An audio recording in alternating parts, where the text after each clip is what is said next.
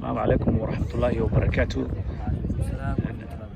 أنا two players oo kamid ah Ohio Eagles oo ku guuleystay 2-1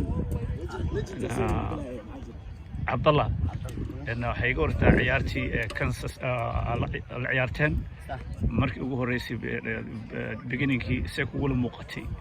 والله horta ciyaartan waxa waa banooni kubad cadaan iyo madow ah laakiin 3 points ka u baahneen waa helnay waxaan ku fiican waaye iyagana guul u rajeynayna insha Allah anagana waxa waaye goolkeena inaan koobka qaadno insha Allah arkayna ku macnii qaad insha Allah insha Allah magacayga khadar weeyaan كيف أنا وذا اللي كواحد كسس كيمات أنا قلنا وهاي كمان ما شاء الله إن شاء الله قولوا رجينا كيف أنا ندير إن شاء الله قولوا رجينا إن شاء الله two players oo aan maartay aan gartay inay maartay aan interview ka qaado anigoo ah Abdixakiin Ugaas Aadan Xadiis.